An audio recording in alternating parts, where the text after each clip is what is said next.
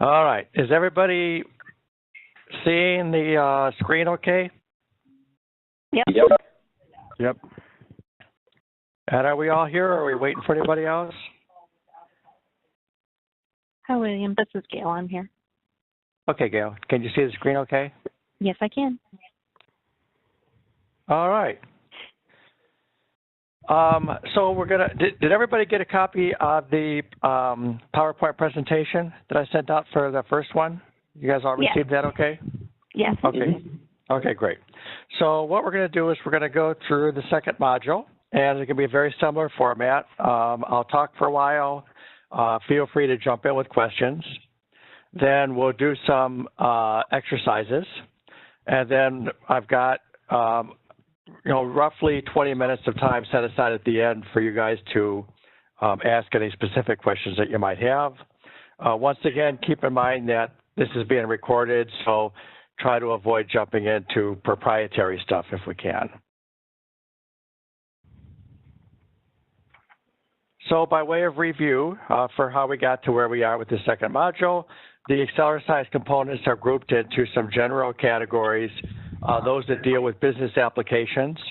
And so we covered those quite a bit in the module 1. Then data conversion, data warehouse, project level kind of components, and then support. And then in addition to that, there's area adjustment. So today we're going to be talking about the data conversion ones in particular. So we'll be covering ExcelerSize data conversion. Future modules are going to cover the data warehouse components. We're going to group the project level and the support components and cover those together in module 4. And then in module 5, we're going to focus more on the modifiers, so quantity, area, complexity, work, and uncertainty. So when we're doing high-level, or when we're doing data conversion sizing, the high-level object catalog elements that we're going to use are going to be these 4. We're going to be focused on convert-database, convert-table, convert-field, and convert-mrec. And I'm going to talk about each of these in a bit more detail as we go forward. But first, let's talk about data conversion itself and what's included, what's excluded, to make sure that we're all on the same page there, because that's kind of how the components are set up. So what data conversion does include is conversion planning, and then some kind of data mapping, which is basically mapping from the source data format and sources of the different data to the target data format and where we're going to put it in the target database. It includes data validation. So what we're looking at there is doing electronic analysis of the data using a combination of canned subroutines and handwritten routines that are going to go through and look at the data to make sure that it meets the correct format requirements, uniqueness tests, any other requirements in terms of the target database for the data to be correct. It also will include electronic data cleanup and modification. So what I'm talking about here is if it's possible for us to write a subroutine that will, let's say that we do the initial step, the data validation, and we identify 30 different types of errors that are common in the source data. What we can do is we can write a subroutine, and let's say that we can write a subroutine that will clean up those 30 errors. So what it will do is we'll be able to, what it means is we'll be able to define rules for how we want to deal with the data that has that error condition, and we'll be able to automatically fix it. So let's say, for example, that we had a situation where the zip code does not match the street address, the street and city and state.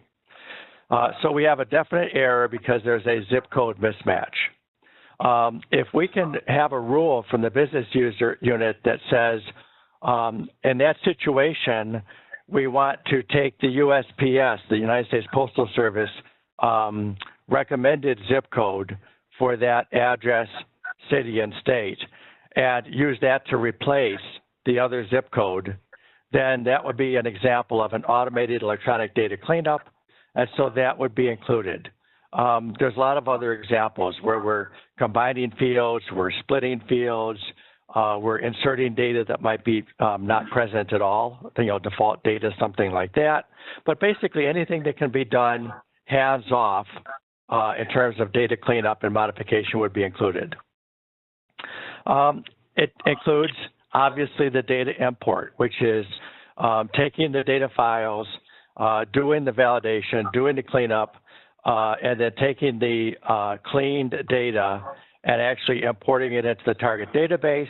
And typically what we're going to do is we're going to import the data with the indexes turned off and so on. And then once we have the data in, we're going to rebuild indexes, et cetera. So that's just kind of a performance thing. Normally, in fact, almost invariably, that data import is not going to happen one time. It's going to happen multiple times. It's going to happen multiple times, both because we don't normally get it right the first time. So we're going to have iterations, and then we're going to look for, where there's a problem. And then we're going to go back and correct our data validation or our electronic cleanup routines, and then try the import again. So that's one of the reasons we'll have multiple imports. The other reason that we'll often have multiple imports is that at different stages of the life cycle, we'll be importing different subsets of the data. So for example, we might import all or part of the data to be used for user acceptance testing in the target system. But the user acceptance testing is then going to adjust, change, and so on that data, but none of that, we don't want to keep any of that. So then once we're ready for the full cutover, we'll do a separate import, which will bring over a fresh copy of the current data as of the date of that second import. And as part of import, we also include a lot of import validity checking. So there'll normally be checks in terms of the counts of the number of records. There'll be checks checksums that are calculated. There's just a variety of validity tests that we can do to make sure that we haven't lost data as part of that import. And we would include all of that validation as part of data import. So that's the import validation. The things that are excluded from our data conversion estimate are the following. We normally exclude data extraction. Data extraction is something that's done by the people the systems that own the data. So normally it's a different group. It's a different set of systems. They may not even be within BB&T. So basically, there will be some effort that those people have to do. That effort is normally estimated in terms of, it may already be available. It may just be a question of running Oracle extracts or something like that. Or if it's a very specialized or unusual data format, they may have to write some batch programs to do the data extraction. But in any event, that work would be estimated separately from the main data conversion effort, and it may or may not even be part of this project. The second part of it is manual data cleanup. The rule for data cleanup is that whoever owns the data decides what the rules are in terms of what to do when data is erroneous. So if there's a default value, whoever owns the data says what to use for the default. If it's a question of something like which takes priority, the zip code or the street address, city and state, once again, the owner of the data is the one who has to say how they want that conflict resolved. So the owner of the data drives the requirements for the business rules, but the people doing the data conversion would write the electronic cleanup routines, following those rules. However, there may be data, there may be situations where data needs to be cleaned up, and the rules can't be simply quantified and written into automated conversion routines. A physical human person has to go look at the data. So one common example of that is there may be a lot of small errors in the data that only affect 2 or 3 records. And it doesn't make any sense to write an automated conversion routine and to go to all that work if it's only going to operate on 2 or 3 records. It makes a lot more sense for a human operator to go in there and to make the adjustments to the data that are required. Another situation is the case where it's impossible to define the rule.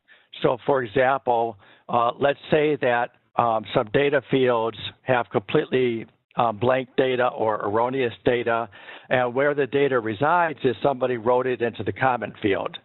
So maybe for whatever reason, they were trying to enter some data, but in the source system, the validation rules were preventing them from putting it in. So instead, they left it blank, and they wrote the data into the comment field in free text. So in that kind of a situation, we would have to have a human operator come in and resolve how to handle that by reading the comment and deciding what to do. And then finally, after we do conversion, it's not unusual. It's quite often that we're going to be retiring the source system, the place where we got the data from.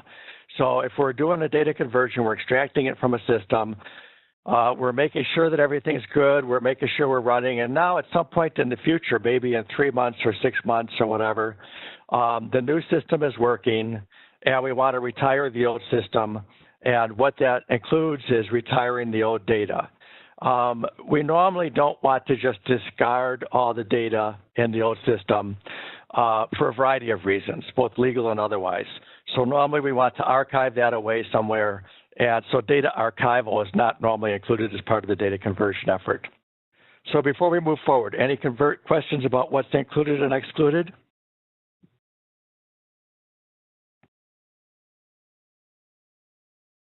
Okay, moving on to the sizing components to talk about those. So the first component is convert-database. So this is the number of databases to be converted. And each database is a collection of data with different structures. So for example, we might have a commercial client database and a retail client database. Now they're both client databases, but because the structure and the type of data that's stored for commercial clients versus retail clients is different, that's really 2 different databases. On the other hand, we might have, people will look at it and say, well, we have multiple databases. We have a production database, a test database, a training database. Those would not normally be different databases. Those are database instances. And the reason they're not different databases is because the structure of the data is normally the same in all of them. So keep in mind that just because someone says that they have 4 or 5 databases to convert, that doesn't necessarily mean that they're different databases from our sizing perspective.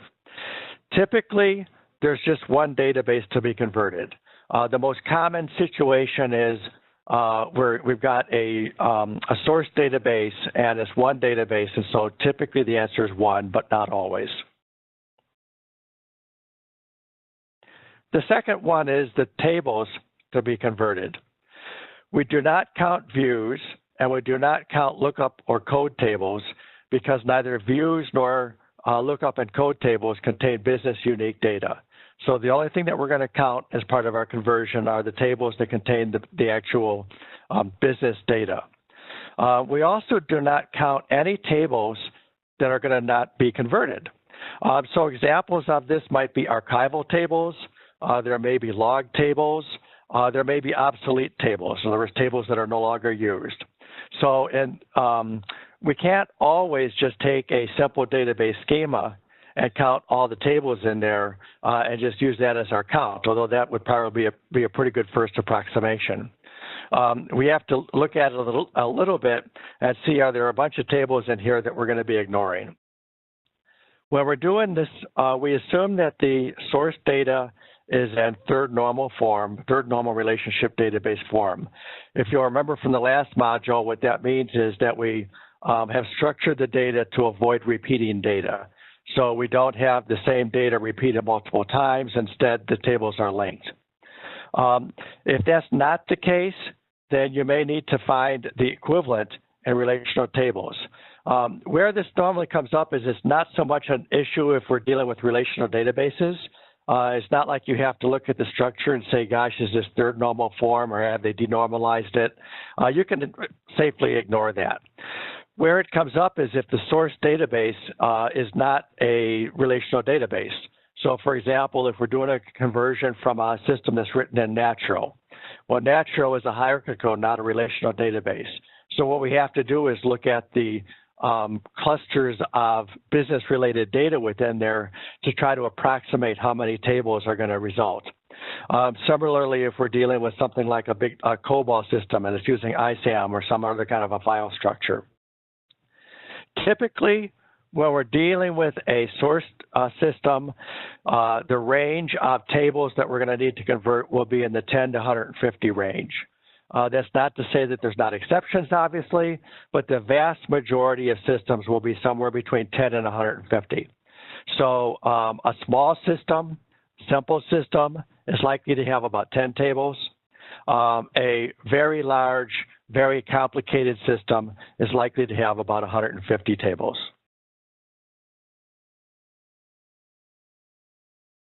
Fields are the number of data fields to be converted. Normally you can get this from a schema. So normally they can take the database, they can run a database report. It will output a list of all the tables and all the fields, and all you have to do is count the fields. So it's a fairly straightforward process, a simple report for a database administrator to run. It's unusual that someone can't tell you how many fields there are. However, if there are, I have been in situations where people weren't able to find that information for me easily. So if you can't find out, what I would do is I would assume 10 fields per table as an approximation. It's not going to be accurate, or it's not going to be exact, but it's going to get you into the right ballpark.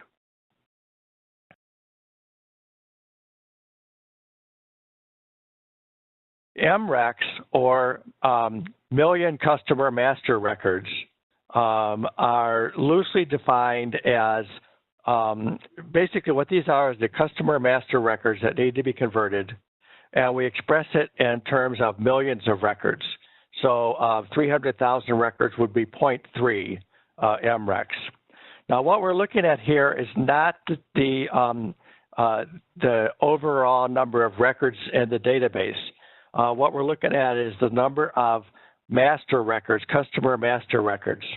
Customers are loosely defined as what you care about. So they might be people, they might be places, they might be things.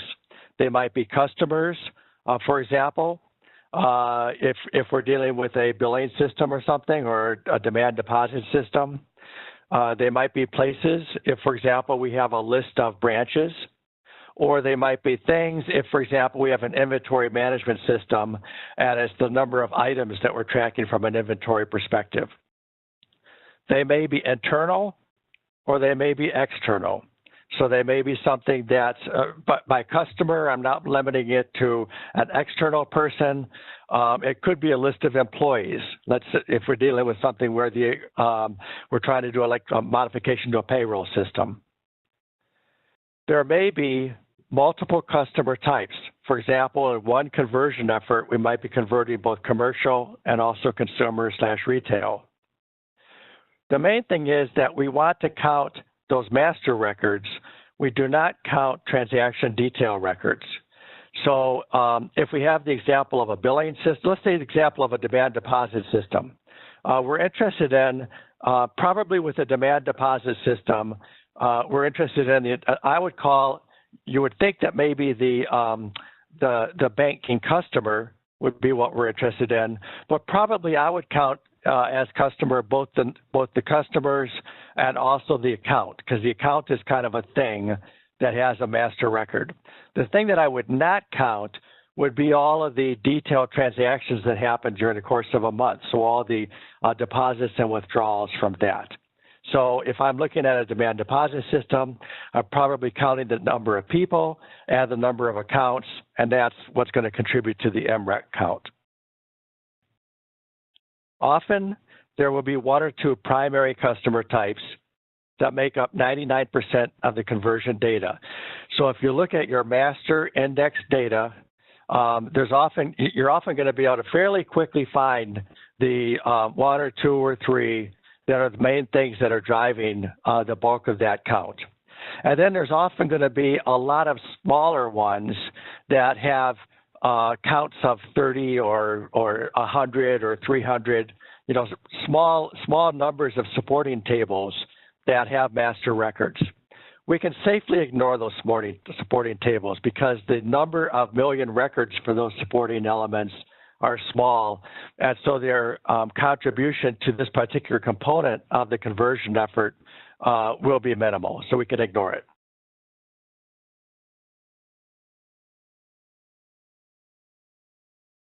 There are some conversion-specific environmental adjustments that we can make and that I wanted to talk through briefly here. So one of them is error tolerance. And we always make the assumption that for critical data, for important data, that the target is to have, zero errors. So if we're looking at, let's say we're looking at demand deposit accounts again. Well, clearly the account balances and so on all have to be correct. So we can't have a situation where we do the conversion and we've lost data integrity. So we know that that's a given. So I'm obviously not talking about that kind of error. What I am talking about is non-critical errors that do not directly affect the business functionality of the system, but that are still wrong. So going back to our earlier example, if we have a customer, clearly the fact that that customer exists and what their current balance is and their transaction history is, any errors in that area would be critical, and we can't tolerate a problem. But an example of a non-critical error would be a mismatch in the customer's zip code versus the customer's address. Yes, it's wrong. Yes, it's clearly an error. However, it's not a critical error because it doesn't directly affect the business function, the main business purpose that we're using for storing that customer. So when we're looking at error tolerance, it varies between 0, meaning that we're going to have 0 errors per 1,000 records, relative to 0 error increase relative to what we had before. Now, you might ask the question, why would we have an error increase in a situation like this? It's normally not so much the case that the errors go up, but it's more a question of the new system won't allow data to come across as wrong. So, for example, going back to our situation where there's a bunch of data that's written into the comment field. Well, maybe with the new system, that comment field isn't used for processing at all. Or maybe there's a situation where a field has been overridden. So for the label on the field says it's the color of their something, but instead people are using it for something different. So that kind of situation is fairly common. So what we're saying is if we look at the target data robustness and the source data robustness, what are we looking at? So very low, we're looking at cleaning up all of the issues or the problems that we have with the source data as part of this conversion. At low, we're saying that if the data is somewhere in the source system or can be derived from the source system, we're going to bring it across and fix it and resolve it so that we don't lose anything. Nominal, we're having up to 5 data elements per 1,000 records where there's an issue in the target system, a non-critical issue in the target system that was hidden in the source system or not present in the source system, and so on. Static dynamic ratio, static data is data that during the course of the conversion effort, so when we do our first conversion iteration, which is normally sometime prior to getting into testing, until when we do our final cutover and we're no longer worried about conversion, So during that window of time, static data is data that will not change during that window of time. And dynamic data is data that can or may change during that window of time. Static data is easier from a conversion perspective because once you've converted it, you're done. And it's also nice because you can do that conversion at any point in time. You can do that conversion at the very beginning of the project, or fairly close. Basically, you can do that conversion all at the start, and then not have to do any additional iterations. So once it's converted, you're done. You know that it's going to stay static, so you're all set. Dynamic data, on the other hand, every time you do a conversion iteration, you have to reconvert the dynamic data, and you may run into new problems with the newly entered dynamic data as well. So the variable here is what's the ratio of static to dynamic data. Then the third variable is source data quality. So what we're looking at here is if we compare, and once again, obviously the source data, the critical errors are probably not there because otherwise, well, maybe they are, but often they're not. But what we're talking about is typically most of these are going to be non-critical errors. So the question is, when we're doing that data validation, and then when we're doing that data cleanup, how many errors are we needing to clean up within the source data? And so 10 errors per 1,000 records up to 0.01 errors per 1,000 records.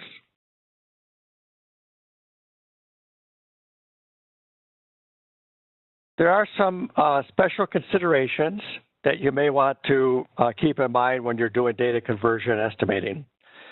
The first is that large data conversion efforts normally need their own dedicated environment. So when you're looking at infrastructure needs and so on, if there's a significant amount of data conversion, they'll normally have a data conversion environment that's dedicated to doing that. Because keep in mind, data conversion is an iterative process.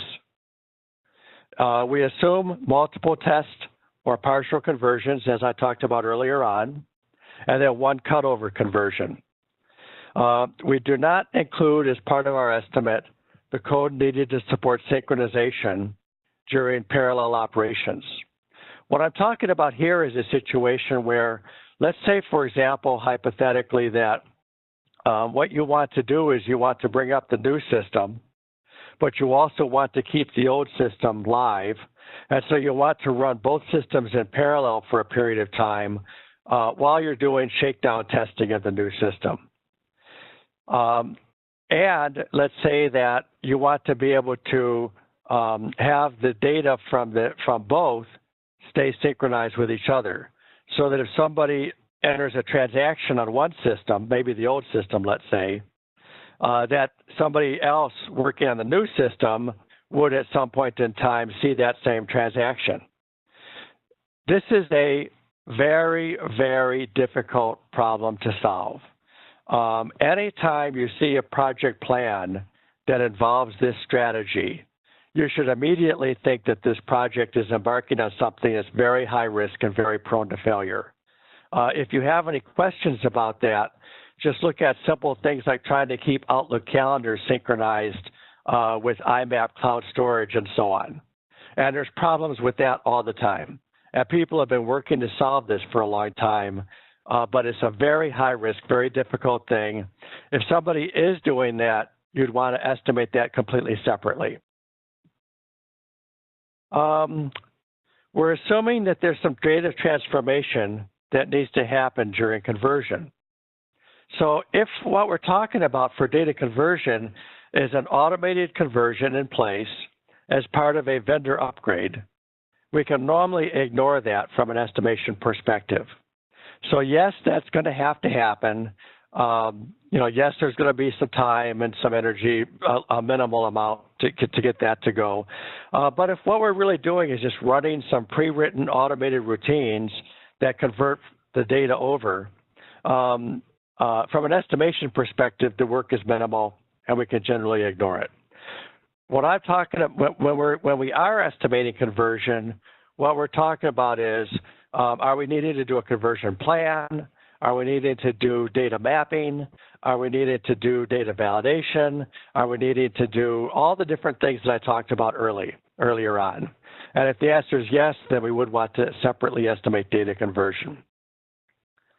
If there's specialized work during conversion and a library routine, or it's not simple code to write, so there's nothing that exists for us to work from, that should be estimated separately.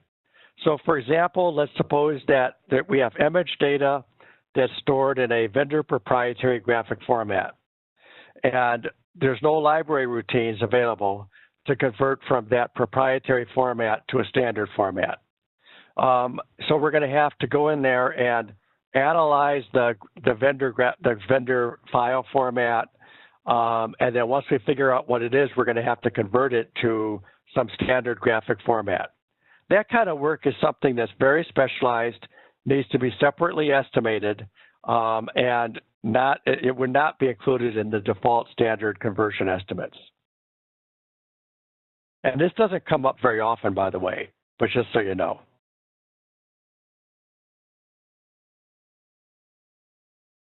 All right, so actually before I jump into the student exercises, anybody have any questions?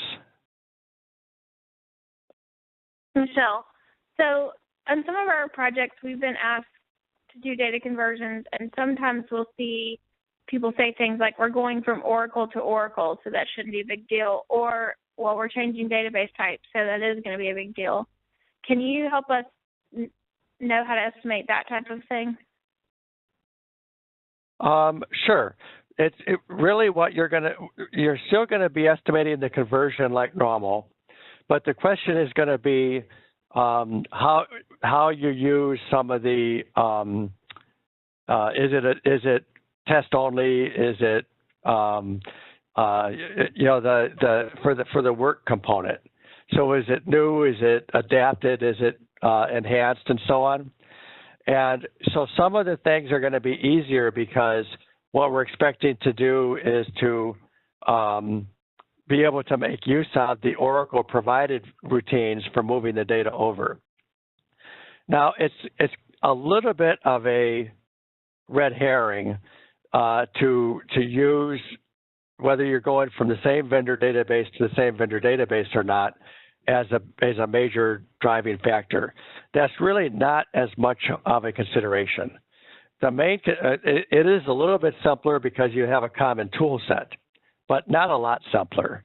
The big issue is how similar are the data structures. So if the data structures are similar, then yes, it's not that big of a deal.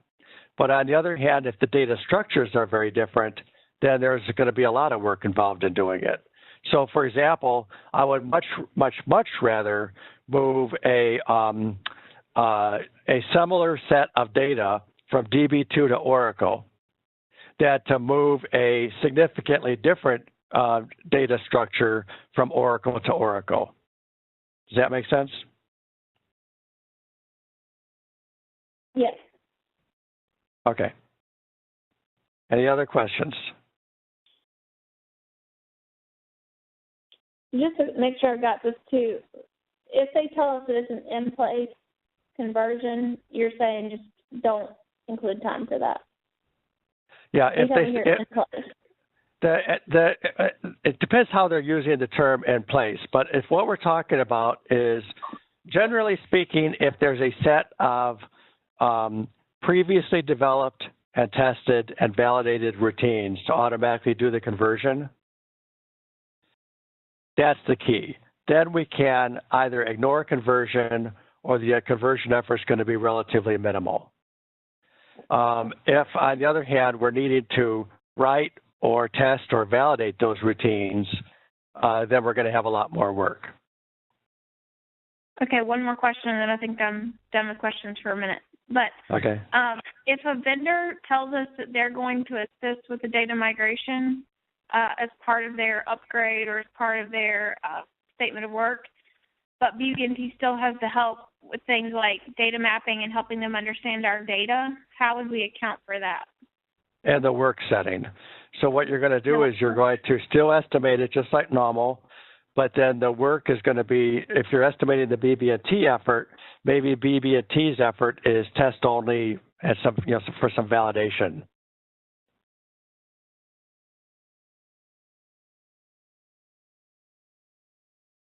Okay. Anybody else before we go on? William, you talked about some of the environment adjustments that we could make, and I didn't see, and maybe this is a question that's kind of off base, I don't know, you tell me, but I didn't see error tolerance, static dynamic ratio, or source data quality as an adjustment in the version. They weren't in your 7.0 release, but they are in your 7.1 release. They should be in your 7.1 release. I believe they are. That's what I was looking at, I thought. Oh, okay. I'll double check that. Oh, I didn't look at the one you sent this morning. I'll double check to make sure they're in there. Okay.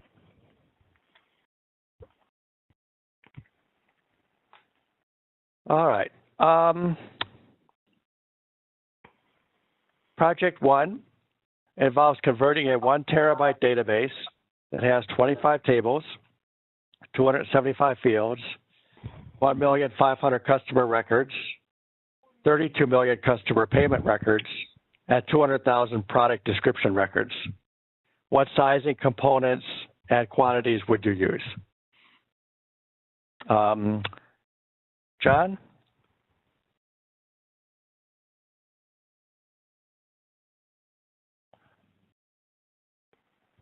Would use. Don't forget, everybody write it down. Would use MREX and I want to know quantities. Okay, 1.5 MREX and let's see, customer payment records would not use. And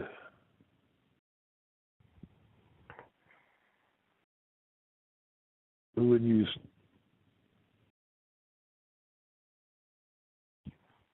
25 tables and 1.5 MREX.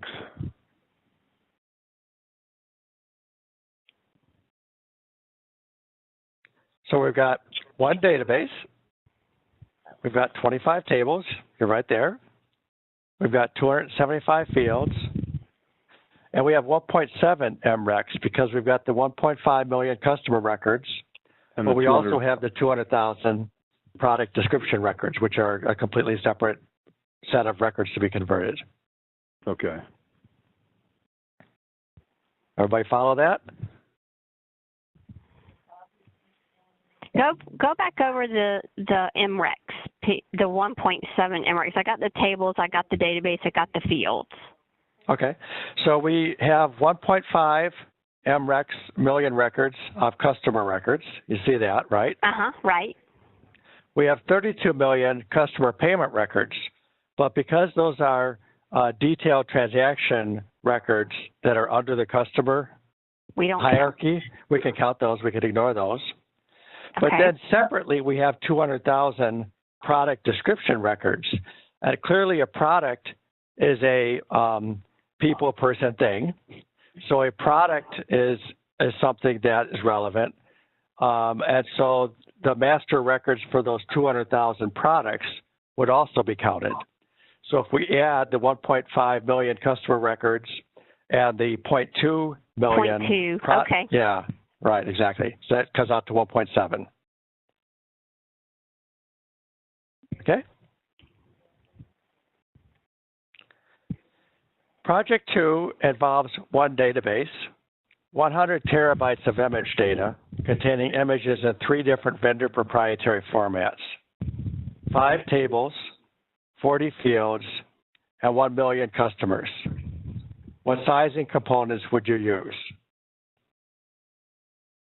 Michelle, you want to give that a shot? Okay, I'm thinking one database. I think the image part's going to be separate.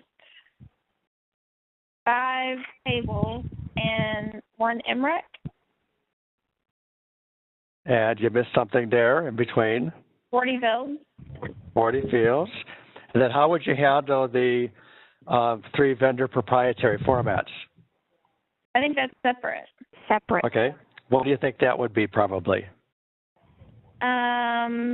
3 batches, maybe? I don't know. Yay. There you go. Okay. 1 database, 5 tables, 40 fields, 1 MREC, and then 3 batches to handle the 3 conversion routines for the vendor proprietary formats. Okay? My concern is we would be somehow double counting, and that's where I'm struggling to. I don't want to double count. So if the 5 tables contained the 40 fields, how do I know that I haven't? Oh, I see what you're saying. Yes, so that's actually a really good observation, because normally when we're dealing with ExcelerSize components, something that's contained within something else, we intentionally make sure that we don't ever count them both, because then we would be double counting. The conversion elements are an exception to that rule, because the fields are contained. The MRECs are within the fields, really. The fields are within the table.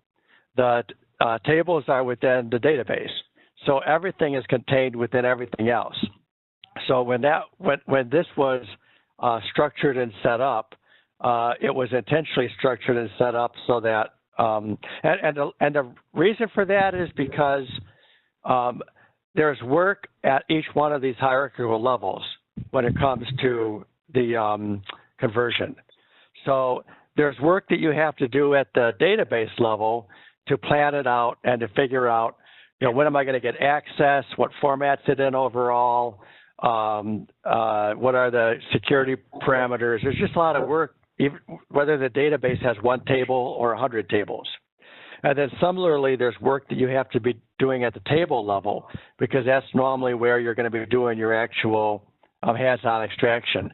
And then under that, the more fields there's individual work at the field-by-field level to do analysis.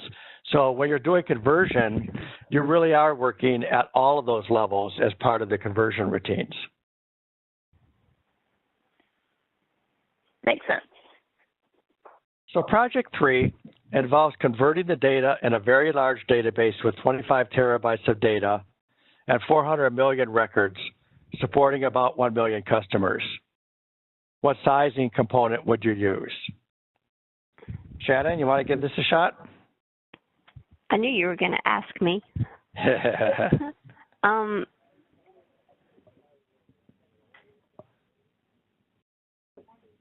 So 4 MRECs, or one, very large database is going to be 1 database. Good.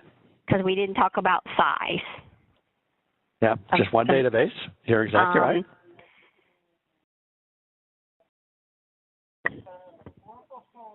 Not a field, not a table.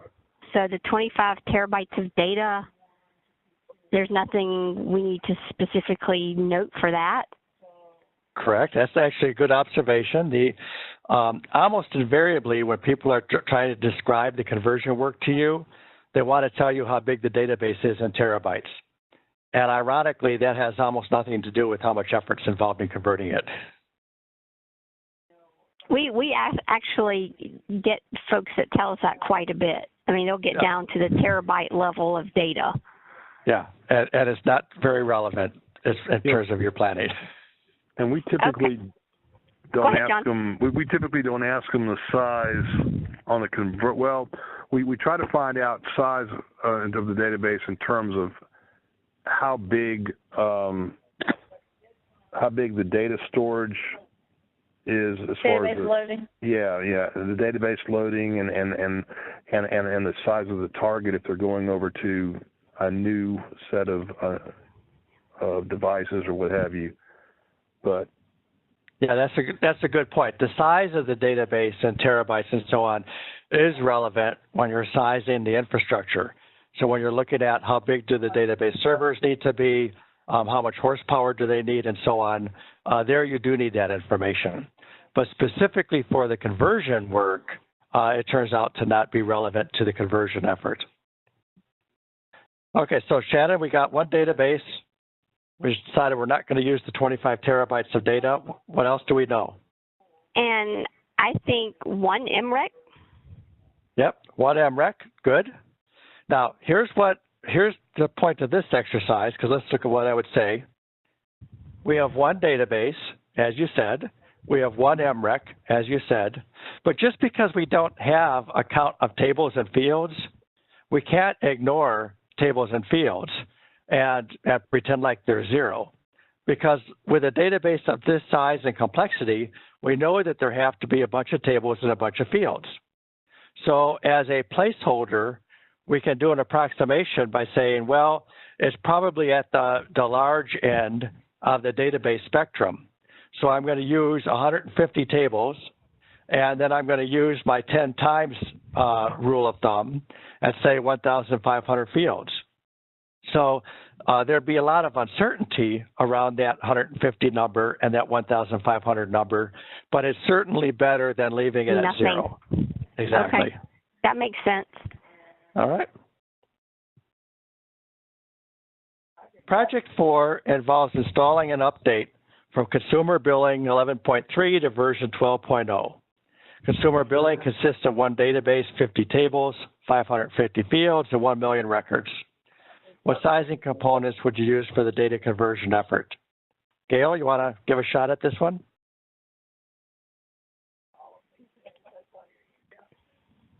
All right, so I'd say the one database, you've got 50 tables and 550 fields, and you have one MREC. Okay, and this was a trick question. because in this case, I would say the most likely answer is none. It sounds like an upgrade in place as part of a version upgrade. Yeah. Sounds like it's something that the routines are just going to run automatically and convert the data. So from an estimation perspective, the answer would be none.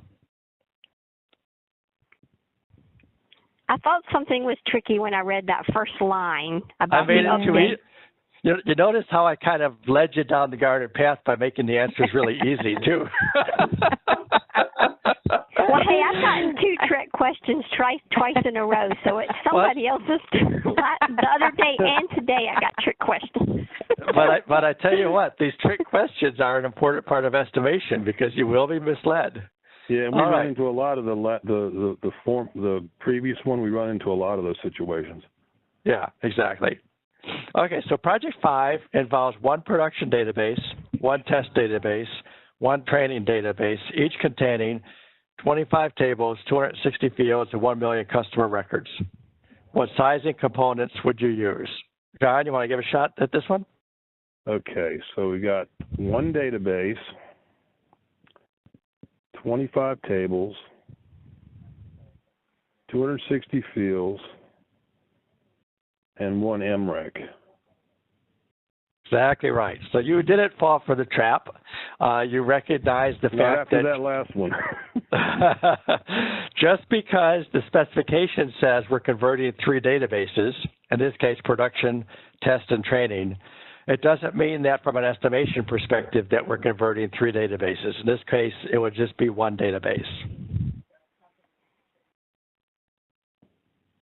Project 6 involves converting data from 3 identical databases, each with 30 tables and 290 fields. The specific database master record counts are 1 million for the North Carolina database, 750,000 for the Georgia database, and 500,000 for Florida.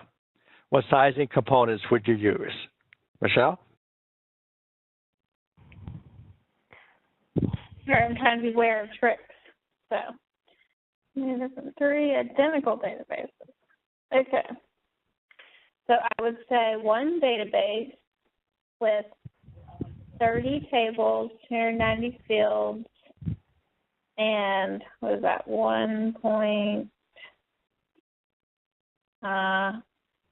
math.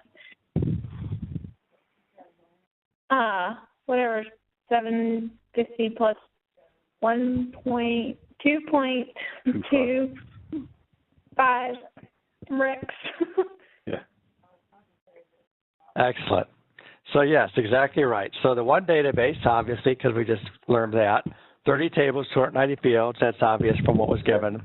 But although we're only going to count it as one database, the MREC count will be different. So the customers in North Carolina, Georgia, and Florida are obviously unique and different customers. They will each need to be converted separately.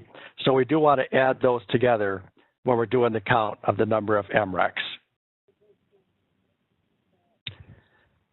All right, and we've got about 8 minutes left for any questions that you guys have. So what if you can't get all of this information? I know that you gave us some guidance around, approximations of what we could use for an average amount of tables, an average amount of fields based on the tables. What about MREC? You have to look. You have to look at the likely number of things that are stored in that database. So let's say that I'm dealing with a system that's the processes income tax forms for the state of California, and they don't know how many master records there are. Or I need to plug in a number. Well, I'm going to say, what are the number of households in California? And that's a baseline. But then I'm going to say, well, the system probably has 5 years or 7 years worth of data, and a lot of those older households are going to be there and have submitted forms as well. So I might say it's going to be up to 3 or 4 times that amount. So I might take the number of households in California times 3 or 4. If you're dealing with a system that's dealing with demand deposits, you might say, well, how many total customers does BB&T have? And then on the average, how many demand deposit accounts do I think each customer has? And so based on that, you're going to approximate how many MRECs are likely there. Okay, but you think if we got the right DBA, this is fairly easy information for them to provide? Yeah, the only time I've run into problems with this, getting the information, are when I'm not dealing with a relational database.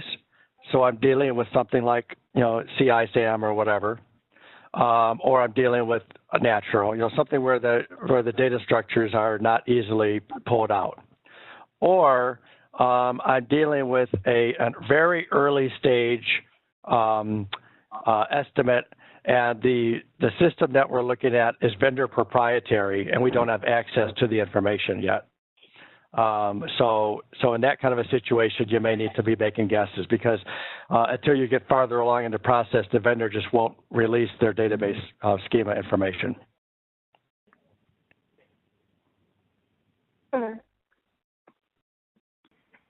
This was very helpful, again. Glad to hear it. Okay, guys. Well, thank you very much for your time, and I will see you next week for Module 3. All right. Thank you. Thanks, William. Take care. Thank you. Bye-bye. Bye. Bye.